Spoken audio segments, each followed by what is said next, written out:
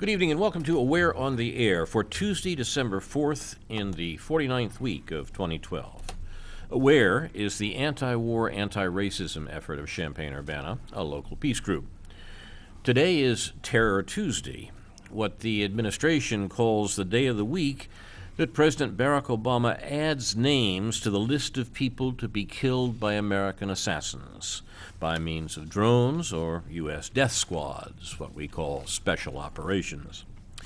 The killing is classified, so Obama doesn't talk about it, except when he wants to boast about it, as he did before the election. President Obama keeps a list of nominees to be killed by drone strike and holds meetings on Tuesdays to pick the winners. We should ask him who got the nod this week. The list includes adults and children, men and women, boys and girls, Americans and non-Americans. There have been more than 300 such drone strikes that we know about in the Obama administration, killing perhaps more than 3,000 people, almost 200 of them children. The Bush administration's killings via drones were only baby steps, as the awful Susan Rice, the Obama creature, perhaps soon to be the new Secretary of State, says.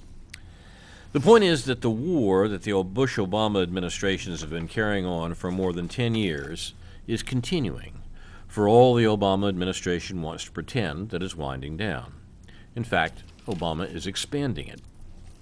Today, the U.S. government is threatening, invading, and occupying countries from Central Africa to the borders of India and China, a vast circle around the Persian Gulf with a more than 2,000-mile radius, sometimes called the Greater Middle East.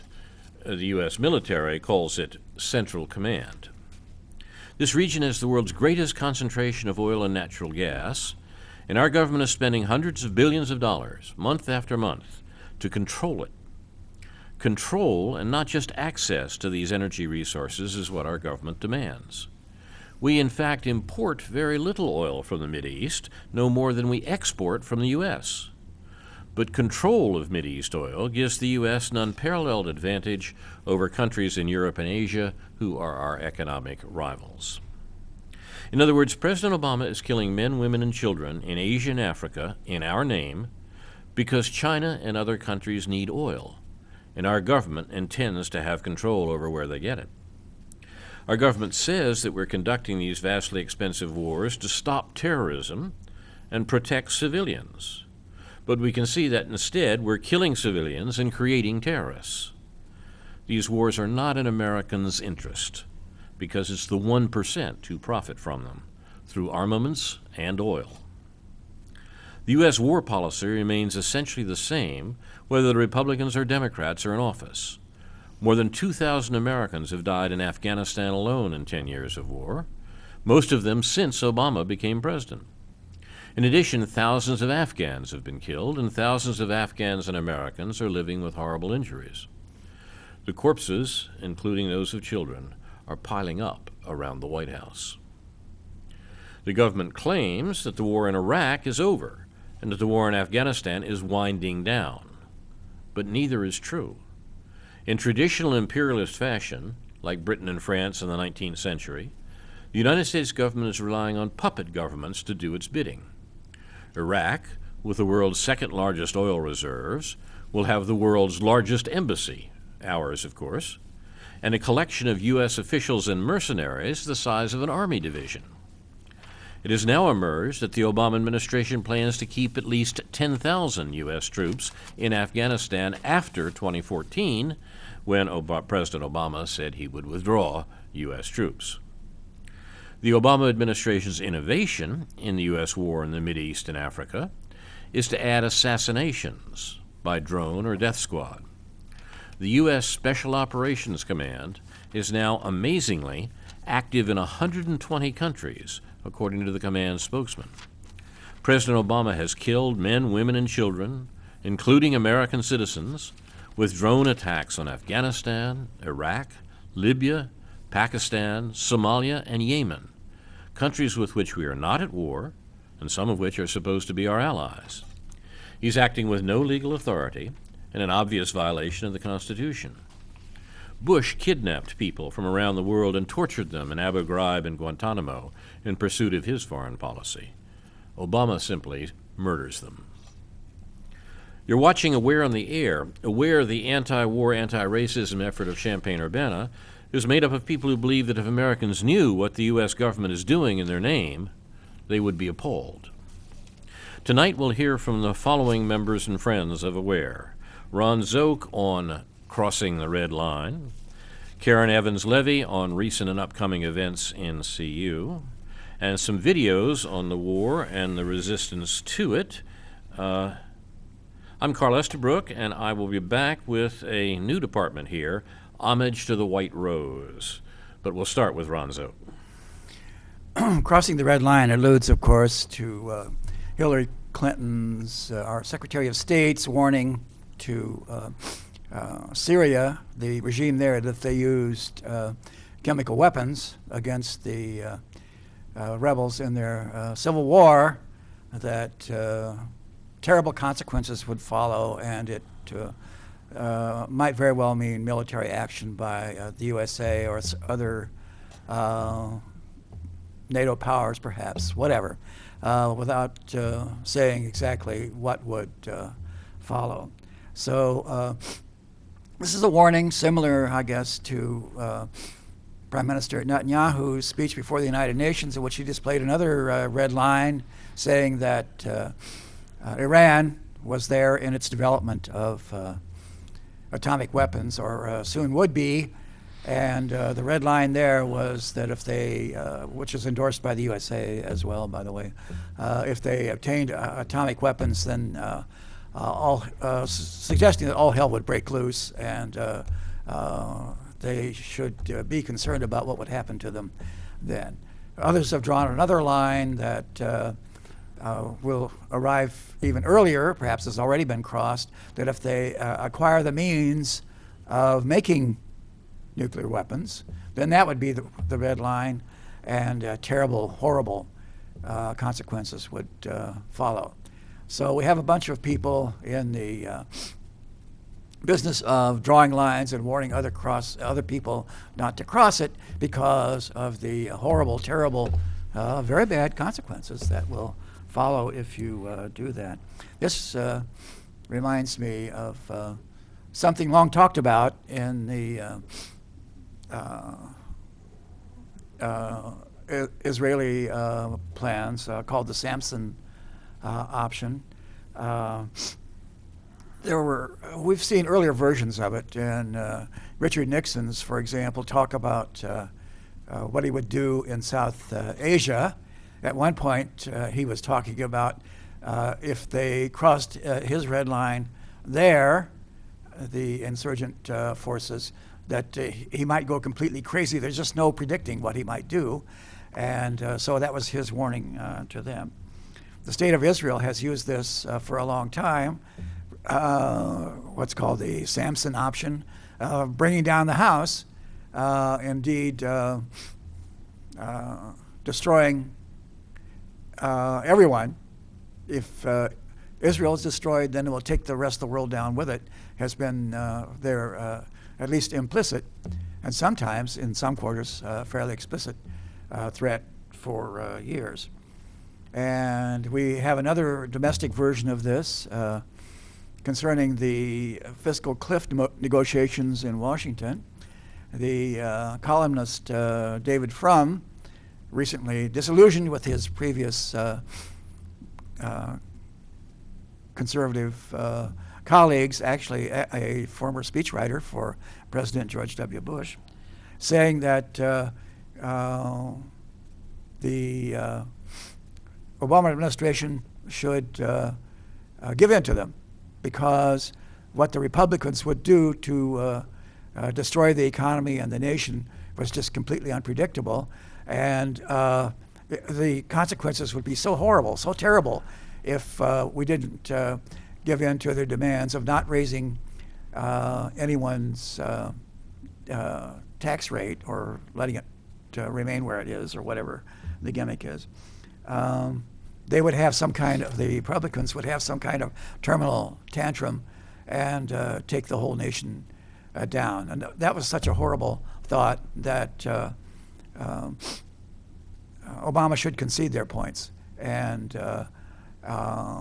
prevent these terrible things from happening if they cross the right-wing Republican, Tea Party, People's red line. So there it is. In order to you have to appease them in order to prevent these terrible consequences of what they might do, which would be so completely wild and crazy and unpredictable that you'd better start taking it seriously. So there it is, the Samson option. Meanwhile, after the recent flare-up of fighting in the Gaza Strip, as it's called, the United Nations endorsed a changed status of the Palestinians to a non-voting state, same status as the Vatican apparently. And in retaliation, Israel announced that thousands of new homes would be built in East Jerusalem, and they were withholding the taxes that they collect for the Palestinian Authority, 3,000 homes, and the tax money. I don't have the figure here, but it would amount to another starvation of the Palestinian Authority. It would be unable to carry on its basic domestic operations. The consequence of this has been that France and the UK have summoned the Israeli envoys. I think 3 or 4 others have done this also, other countries, to protest these moves against the Palestinians. France, which was the first country to announce its support for the Palestinian effort to win UN recognition for their state, also sent a letter to the Israeli government calling the decision a considerable obstacle to the two-state solution. The United Nations has subsequently called on Israel to open its nuclear facilities to inspection. They've been insisting on this in the case of Iran, but there's never been any mention of the same rules being applied to the state of Israel, which everyone knows has extensive nuclear weapons, usually estimated to be around 200. But Israel refuses to admit this and keeps pretending that they don't know anything about it, and they're not saying whether they have it or not. So this kind of thing has led to an amusing story in a kind of grim way. In the newspaper last week, someone floated a diagram suggesting that Iran was close to getting a nuclear weapon, an atomic bomb. What exactly the diagram is supposed to show is not at all clear, to me anyway. But the story states that Iranian scientists have run computer simulations for a nuclear weapon that would produce more than triple the explosive force of the World War II bomb that destroyed Hiroshima, according to a diagram obtained by the Associated Press. That's tantalizingly vague. The diagram was leaked by officials from a country critical of Iran's atomic program to bolster their arguments that Iran's nuclear program must be halted before it produces a weapon. That's the red line. The officials provided the diagram only on condition that they and their country not be named. So, guess who? Could it be? Who could it be? Yeah, Tonga or Palau. I think Palau. Yeah. They voted the right way. Right, right. So, yeah, that's one of the more amusing aspects of this. That we're not saying where this came from. We're just telling you that it's very serious indeed. What I'll come back to if there's time later is all the talk about spending and deficits and budget cutting and so on. Amid all that, A story in the New York Times, November 28th, the costliest jet years in the making sees the enemy, budget cuts. The F-35 program, which has been going on for over a decade, they still can't make the thing work reliably. It was supposed to be a 3-in-1 fighter for the three main services that use those jets, but they want hundreds of them. There have been 41 delivered so far after a decade or more for testing and for initial training, and it turned into an enormous boondoggle in the eyes of some. For years, the problems with the F-35 raised few red flags as money flowed freely after the 2001 terror attacks, and enthusiasm for a 3-in-1 jet blinded officials in the Clinton and Bush administrations and in Congress to its overly ambitious design. Now, unless the Pentagon can substantially reduce the price of each plane, analysts say it may be lucky to buy 1,200 to 1,800 of them. Well, isn't that horrible? Special. Yeah. And meanwhile, there's another new Scout helicopter program in the works. New York Times, November 30th. U.S. Army officials this week backed a plan to buy new armed Scout helicopters instead of extending the life of the Army's aging fleet of OH-58 Kiowa Warrior helicopters. Sources familiar with the Army's plans told Reuters on Friday, again, unnamed sources. So the weapons makers are recommending an acquisition program, and they hope to bid for a contract that will eventually be worth $6 billion to $8 billion. It represents one of the few new acquisition programs on the horizon for defense companies at a time when the defense budget is expected to shrink for the first time after a decade of unbridled growth. So they want new helicopters, and there's been, from the negotiators in Washington, not a peep about this, about the massive, ever-increasing military spending on these things that many people view as completely unnecessary. We don't need 1,200 more of these new helicopters, some think. But if you say that, then the argument will shift. We need jobs, jobs, jobs. And these new weapons acquisition programs will provide those jobs. And then the story will become, well, now that we have all these neat, shiny new weapons, we need to try them out in actual combat conditions. And the program is going to make some people very, very rich indeed, but we're not supposed to talk about that.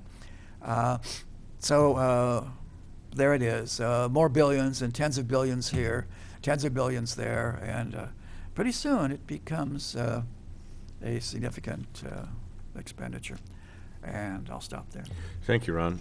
Important stuff there. The question about jobs and the war includes, of course, not just Americans who join the military because there aren't any other jobs and the military offers at least something in terms of pay and benefits.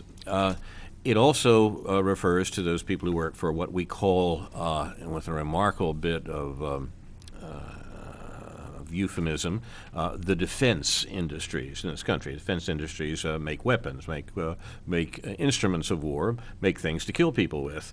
But of course, it's a very big industry, and it's a private industry sort of only by convention and convenience, because of course it's totally dependent upon the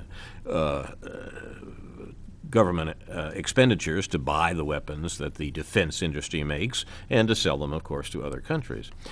So we have a vast part of American, quote, private, close quote, industry that's devoted to war. And the problem that you raise at the end there about employment, if that should go away. 2 points about that. One, it turns out that spending for war is not very good in terms of making jobs.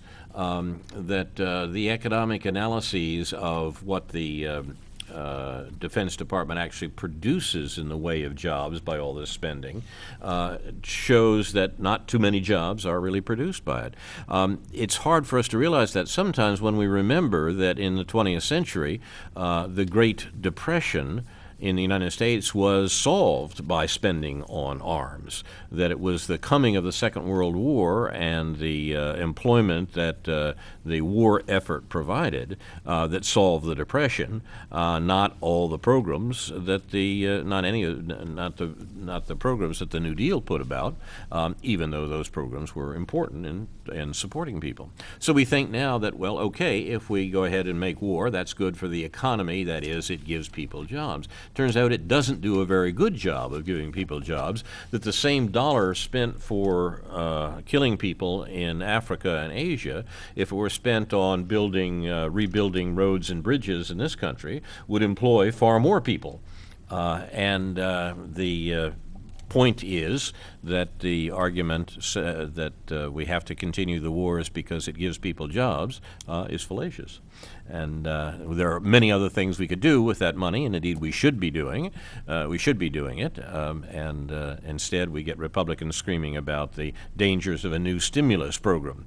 Well, a stimulus program is exactly what we need. That's what the New Deal did do in terms of giving people jobs and support in the Great Depression of the 20th century.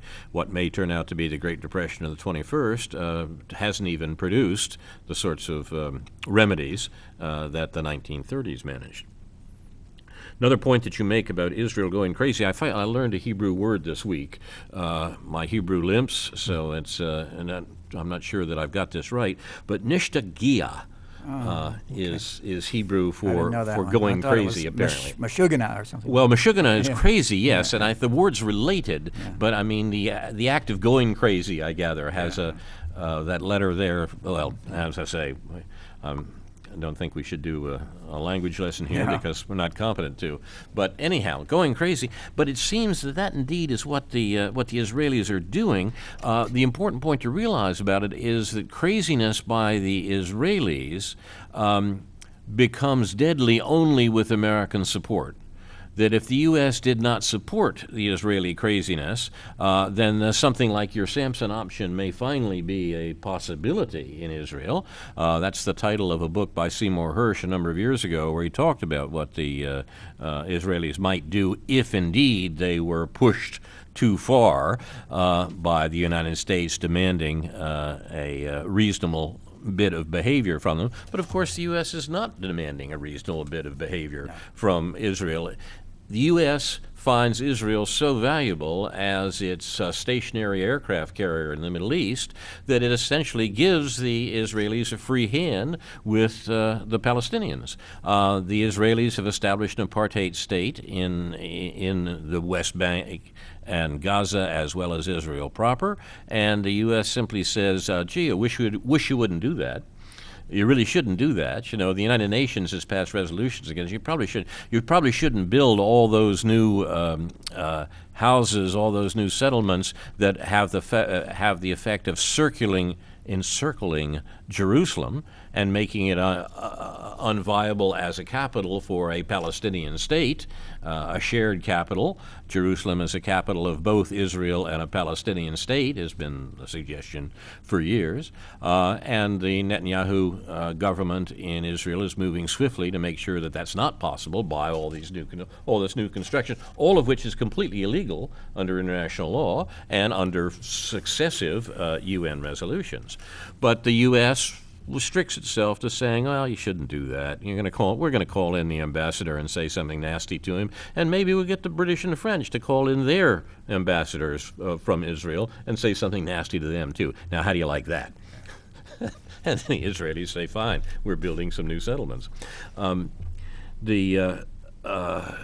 It is in response, apparently, to the UN recognizing Palestine as a non-member observer organization, as you say, in comparison to Vatican City. I noticed this week that the Pope has got a Twitter account. So maybe the Palestinians will get a Twitter account along with, In fact, there are some good. Hashtag Pontifex. Pontifex, yes, and which means literally bridge builder, which... Oh, come on, Carl. Yeah, it's true. That's a folk etymology, some say. It's not at all. Oh, okay. Pontifex it's straight Latin. It was a title that predates Christianity, Right.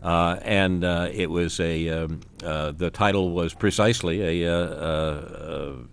taken over to describe the Bishop of Rome, and it was interesting that the Pope chooses that as his hashtag. In any case, the other point that you mentioned that I wanted particularly to underline was this business of this strange report about Iranian bombs. I don't think you mentioned, perhaps, Ron, that this appeared in the Associated Press. It was the AP. And think what that means. I mean, most of the international news that you read in the News Gazette, say, and even in papers like the Chicago Tribune and so forth, comes from what's called a wire service. And even that title is antiquated, but it refers to a consortium of reporters that make their materials available to a variety of newspapers and indeed other outlets, television and radio too. The Associated Press, as the name applies, is this consortium that is the basis for a good bit of the news that you hear, and even more of the news that you read. It was the Associated Press that put out this article, and I have to say, in years of being appalled at the regime-friendly reporting of the Associated Press, this really took the cake. This was an amazing thing. Glenn Greenwald, who writes now for The Guardian in London and is one of the best critics of the media around, wrote, he says, it is, to put it as generously as possible, completely reckless for the Associated Press to present this primitive, error-strewn, thoroughly common graph as secret, powerful evidence of Iran's work towards building a nuclear weapon. Yet from its inflammatory red headline, and I saw it with this headline, this is the headline that went out from the AP, big caps, red actually, as they send it out, AP exclusive, graph suggests Iran working on bomb. From that headline to the end of the article, that is exactly what the Associated Press did. And it did so by mindlessly repeating the script handed to it by a country which the AP acknowledged is seeking to warn the world about the dangers of Iran. Who is that country, as you say? The mystery remains. This is worse than stenography journalism, says Greenwald, referring to people who write down what the press attachés of the Pentagon or the White House say. This is worse than stenography journalism. It is the AP allowing itself eagerly and gratefully to be used to put its stamp of credibility on a ridiculous, though destructive, hoax. I mean, it is so ridiculous and so destructive that some people have gone so far as to suggest it was a black advance, that it was meant to make the Israelis look silly, which they certainly do as a result of it. But even then, that's hard to imagine, and it's hard to figure out exactly what's at stake here. It brings us back to the general question of the Israeli government going crazy right now, and the U.S. backing of it, which is crucial for the continuation of the Netanyahu government's policies. John Mearsheimer, a political scientist at the University of Chicago who has written about these matters for a long time and has written well about the Middle East. He was one of the few political scientists who pointed out as the Bush administration was going crazy about Iraq, that the actual campaign against Iraq would take no time at all. There was going to be no real war there, in spite of what the Bush administration said. We were just going to kill a lot of people. And Mearsheimer made that quite clear and was one of the few calm voices saying what turned out exactly to be the case about the Iraq War. He has a piece in the political website Counterpunch this week, and I recommend Counterpunch to you if you want to read a variety of views outside the mainstream, beyond the limits of allowable debate, about what is going on in American politics. And he concludes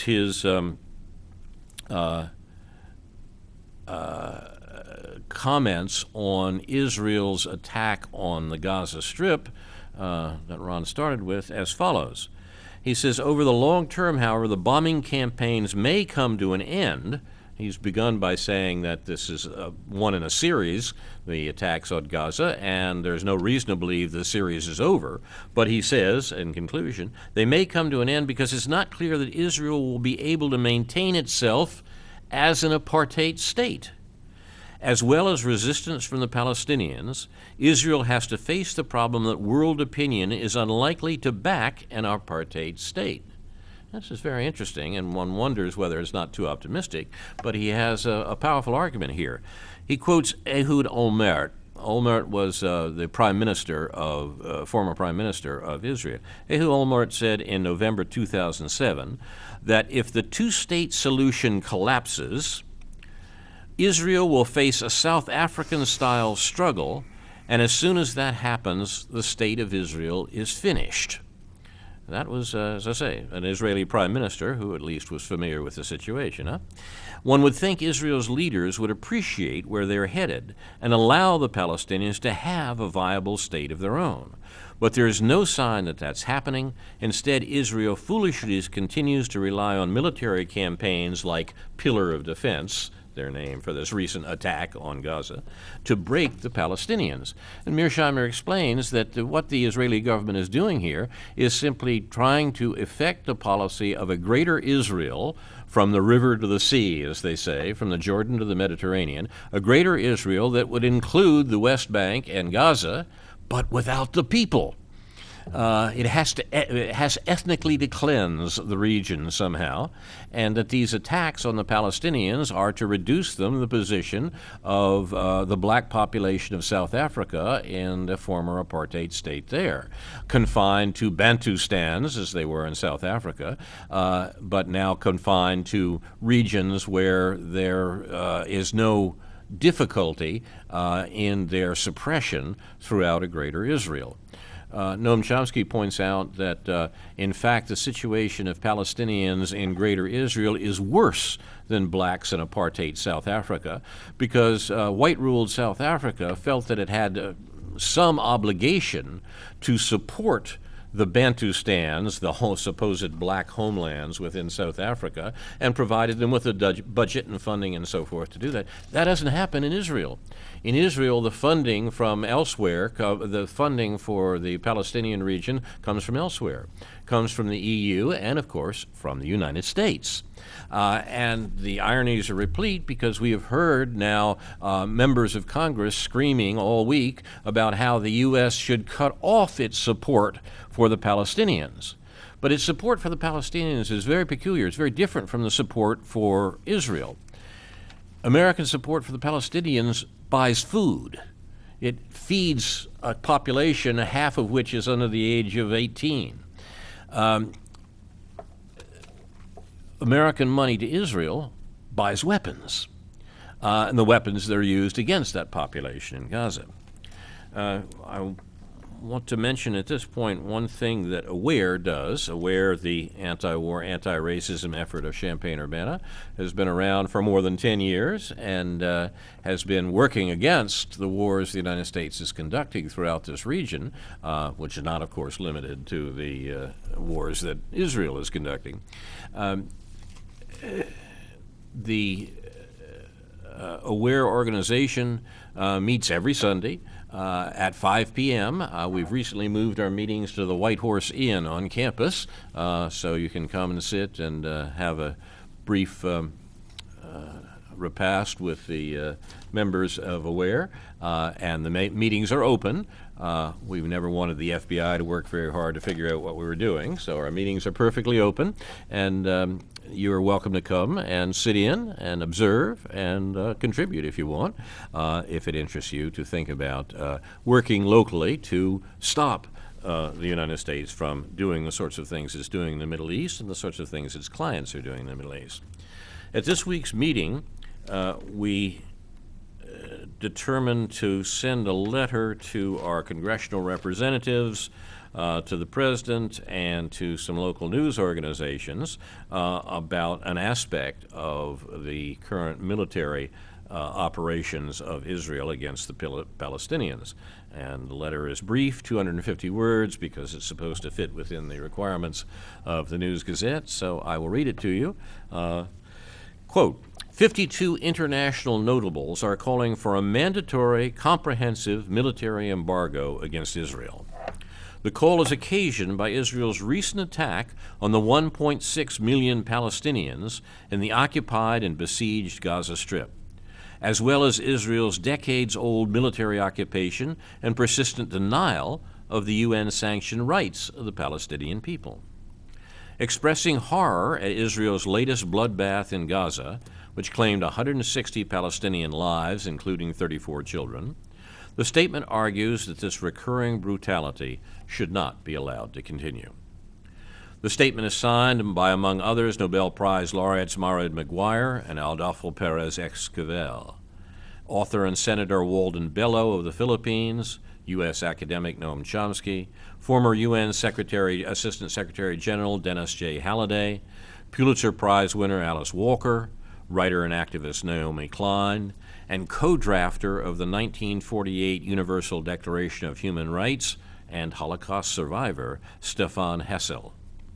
It says that, quote, Israel's attempt to justify the illegal use of belligerent and disproportionate military force as self-defense does not stand up to legal or moral scrutiny, as states cannot evoke self-defense for acts that serve to defend an unlawful situation which they have created in the first place. Close quote.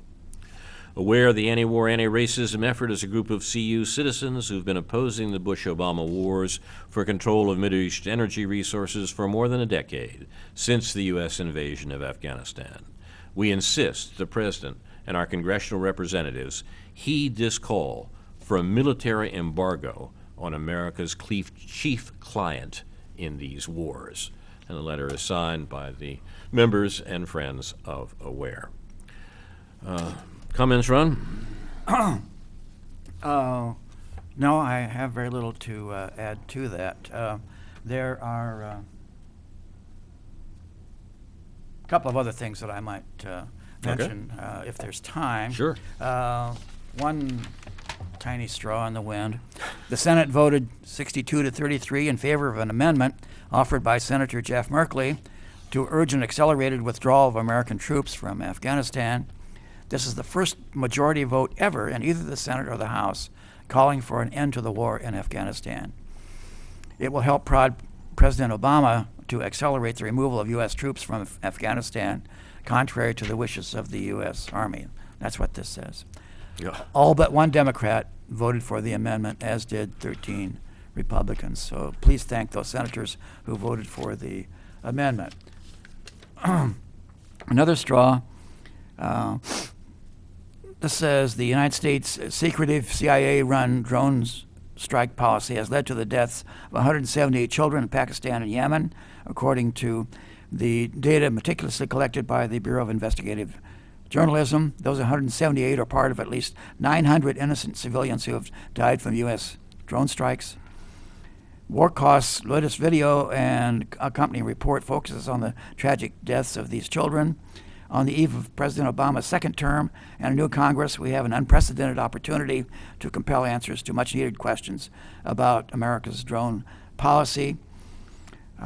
Join us in calling for the U.S. House of Representatives to debate and pass Representative Dennis Kucinich's bill that calls for more transparency regarding U.S. drone strikes policy. So can we dampen somewhat the American and Israeli militarism in the Middle East? I hope so. Some tiny little steps are being taken, but there's no general outcry about this as far as I can see. Well, and the reason there's no general outcry, of course, is that the Obama administration has got an awful lot of Americans believing that it's winding down the wars and trying to get out of Afghanistan, but it's somehow very difficult. Somehow they're just not finding an easy way to do it. It's quite false. misrepresents the market expansion of the war, both in Asia and in Africa, that the Obama administration is undergoing. There's a parallel here, Ron, I think, to what happened in 1973 in regard to the Vietnam War. The scale was different, and interestingly enough, the technology was different, and therefore we don't see exactly what's happening there. Most importantly, the political circumstances of the U.S. withdrawal of combat troops from Vietnam were quite different. The U.S. actually had to withdraw the combat troops from Vietnam, and Obama has no intention of withdrawing combat troops from Afghanistan. He may reduce the number now. Remember, he increased it by 33,000 shortly after coming into office, so he's got a lot of room to move around in, so to speak. But in 1973, the American government was faced with a revolt of its army, its expeditionary force in Vietnam. Soldiers who simply refused to go on patrol, to go into the jungle to fight against the Vietnamese who were resisting occupation by the United States. That's not surprising, and at the time, of course, the blame was placed on the anti-war movement and draftees who refused to fight as they were required to by law. So this was a difficult situation for the American government. It had to find some way to carry on its war without these revolting conscripts, these draftees. And the answer was air power. What the Nixon administration did was to remove the combat troops from Vietnam and concentrate on carpet bombing the country. Far more ordnance was dropped on Vietnam in the course of a couple of years in the 1960s than was used in all of World War II. This is by the United States. This is quite remarkable. I mean, this was a peasant society in Southeast Asia that we bombed on a level far exceeding that of the Second World War. Now, fast forward to our present situation. The Obama administration has to pretend it's withdrawing troops from Afghanistan, although in fact it's not. Obama went to Afghanistan himself to arrange an agreement with our puppet government in Afghanistan that the troops will be there until 2024, 10 years after his supposed deadline for withdrawing troops. And the answer is, from the Obama administration as well, these are training troops, or these are just reserve troops, a few extra troops in case al-Qaeda should break out again or something.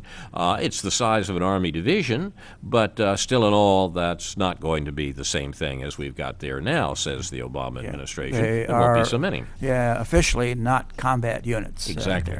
Well, that's not even clear yet as far as Afghanistan is concerned, but that's right. The notion is that the combat forces will be withdrawn by the end of 2014. But the Obama administration has no intention of leaving Afghanistan, and of course no intention of occupying it with a puppet army that can't be relied on. We heard, unfortunately, yesterday that 2 more Americans were killed in Afghanistan. First it was announced by a Taliban attack. Now it seems to be another case of green on blue, or whatever they're calling the attacks by our Afghan army on the American army. So the situation that the U.S. is leaving in Afghanistan, correct that. The U.S. is not leaving Afghanistan. The war continues. The difference is now that instead of using air power, manned aircraft, once again, there was actually some resistance to that in Vietnam. That's how John McCain ended up being shot down over Hanoi. Instead of using manned, as they say, aircraft, the U.S. is launched on this drone program, which has the advantage of not getting any John McCains into prisons of the enemy in Afghanistan. That suggests the other thing that's gone on in parallel with this is what some are calling the militarization of the CIA. And there's a debate in the New York Times online today about this. Something has gone wrong. There's been some mission creep here. The CIA was supposed to be an intelligence agency, as the name suggests, but it's been turned into a combat unit. And they're hiring civilian contractors to fly the drones are thousands of miles away, and trying to figure out ways to fly them from Diego Garcia, the Seychelles, and so on, to launch them off of aircraft carriers and the like. And how far is this going to continue before we wake up to the fact that something has gone wrong, that the CIA was not supposed to be sending subversion and combat units, whether or not in uniform, to these countries in Central Asia. So here's an interesting piece by Tim Weiner, former New York Times reporter, author of Legacy of Ashes, The History of the CIA, and Enemies, A History of the FBI, recommending a radical restructuring of the CIA and transferring all combat operations to the Pentagon and restoring the CIA to its intelligence tasks as it was intended to carry out in the first place. But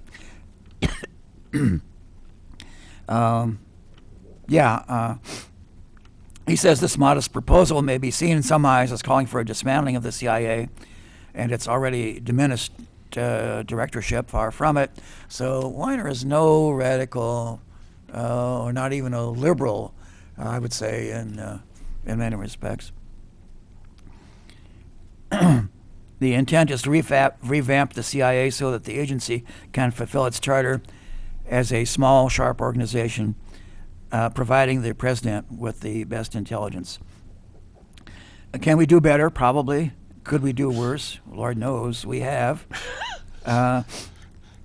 So there are actually 6 or 7 panelists in this group talking about what has happened to the CIA and how it's become diverted into something that it was never meant to be. But of course, that's an old story about what happens to organization as their goals shift. The mission creep, it's called, and they eventually will turn into something other than what they were meant to be, because people want to keep their jobs, essentially. So another indication, there's a group, LIGNET, I've started getting emails from, I don't know why, Worldwide Intelligence and Forecasting, the Langley Intelligence Group Network. It's mostly ex-CIA people, and they've started a big campaign of anti-China propaganda. They're going to have a conference. You can join LIGNET for $1. Click here. It's a they call themselves a globally recognized intelligence resource prepared by former CIA analysts, national security officers, and presidential advisors. What transpires between the U.S. and China could have dire consequences for America and inescapable economic ramifications. We strongly encourage you to join Tuesday's urgent LIGNET briefing to discover how this conflict affects you. It's probably going on right now. Sure. Some of the questions that they're going to address are the topics, the implications surrounding China's erratic changes in leadership, China's unprecedented, quote unquote, skill at economic espionage, how some Americans are being tricked into investing in fraudulent Chinese companies, and so on. So we're building up a case against China as we pivot to control of the Pacific Basin. And these are the advanced thinkers that are preparing the way for us, apparently. Whenever I hear the phrase ex-CIA, I'm reminded of the old observation often associated with the author Graham Greene, that there's no such thing as an ex-Catholic. I think there's no such thing as an ex-CIA member, too, you know? I mean, once Tim Weiner, who is a as you say, a longtime New York Times reporter, wrote a very good book about the CIA, and it's even made even better by the fact that he's not a critic, particularly, of American foreign policy. He just gives the history or gives the story of what the CIA has been and done, and it makes pretty terrifying reading. You're watching Aware on the Air. I suggested we are establishing a new department at Aware on the Air called Homage to the White Rose, and maybe if I have time next week, we'll explain some more about who and what the White Rose is. You might want to look them up, perhaps. But here is the element that fits into that department this week. Over the past 2.5 years, all of which have been spent in a military prison, much has been said about Bradley Manning, but nothing has been heard from him. That changed last Thursday when the 23-year-old Army private, accused of leaking classified documents to WikiLeaks, testified at his court-martial proceeding about the conditions of his detention. The oppressive, borderline torturous measures to which he was subjected, including prolonged solitary confinement and forced nudity, have been known for some time. A formal UN investigation announced these conditions as, quote, cruel and inhuman, close quote.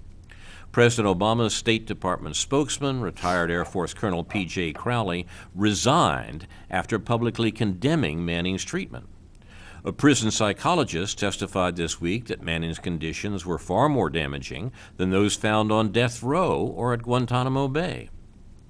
Still, hearing the accused whistleblower's description of this abuse in his own words viscerally conveyed its horror. Reporting from the hearing, the Guardian in London reporter quoted Manning, "If I needed toilet paper, I would stand to attention and shout, 'Detainee Manning's requests toilet paper,' and I was authorized to have 20 minutes of sunshine in chains every 24 hours. Early in his detention," Manning recalled, "I had pretty much given up. I thought I was going to die in this 8x8 animal cage." The repressive treatment of Bradley Manning is one of the disgraces of Obama's first term, and there were plenty, of course, and highlights many of the dynamics shaping his presidency. The president not only defended Manning's treatment, but also as commander-in-chief of the court-martial judges, improperly decreed Manning's guilt when he asserted in an interview that he, Manning, quote, broke the law, close quote. Worse, Manning is charged not only with disclosing classified information, but also the capital offense of aiding the enemy, for which the death penalty can be imposed. Military prosecutors are requesting only life in prison. The government's radical theory is that although Manning had no intent to do so, the leaked information could have helped al-Qaeda, a theory that essentially equates any disclosure of classified information by any whistleblower or by any newspaper with treason. Whatever one thinks of Manning's alleged acts, he appears the classic whistleblower. This information, the information that he is accused of giving away, could have been sold for substantial sums to a foreign government or to a terror group. Instead, he apparently knowingly risked his liberty to show them to the world because, he said when he believed he was speaking in private, he wanted to trigger, quote, worldwide discussion, debates, and reforms. Compare this aggressive prosecution of Manning to the Obama administration's vigorous efforts to shield Bush-era war crimes and massive Wall Street fraud from all forms of legal accountability. Not a single perpetrator of those genuine crimes has faced court under Obama. A comparison reflects the priority and values of U.S. justice in the Obama years. Then there's the behavior of Obama's loyalists. Ever since it was first reported that the conditions of Manning's detention in December 2010, many of them not only cheered that abuse, but grotesquely ridiculed concerns about it. Joy Ann Reid, a former Obama press aide and now a contributor on the progressive network MSNBC, spouted sadistic mockery in response to the report. Quote, "Bradley Manning has no pillow?" she asked plaintively. With that, she echoed one of the most extreme right-wing websites, Red State, which identically mocked the report. Give Bradley Manning his pillow and blankie back. As usual, the U.S. establishment journalists have enabled the government every step of the way. Despite holding themselves out as adversarial watchdogs, nothing provokes their animosity more than someone who effectively challenges government actions. Typifying this mentality was a CNN interview on Thursday night with WikiLeaks founder Julian Assange, conducted by Aaron Burnett. It was to focus on newly released documents revealing secret efforts by U.S. officials to pressure financial institutions to block WikiLeaks funding after the group published classified documents allegedly leaked by Manning, a form of extra-legal punishment that should concern everyone, particularly journalists. But the CNN host was completely uninterested in the dangerous acts of her own government. Instead, she repeatedly tried to get Assange to condemn the press policies of Ecuador, a tiny country that, quite unlike the U.S., exerts no influence beyond its borders. To the mavens of the U.S. watchdog press, Assange and Manning are enemies to be scorned because they did the job that the U.S. press corps refuses to do, bringing transparency to the bad acts of the U.S. government and its allies around the world. Bradley Manning has bestowed the world with multiple vital benefits, but as his court-martial finally reaches its conclusion, one likely to result in the imposition of a long prison term, it appears his greatest gift is his window into America's political soul. We cannot approve of both Manning and Obama. Either Manning is a criminal and Obama is heroically defending the U.S. against terrorism with the drone war, or Manning is a hero and Obama is criminally conducting aggressive war.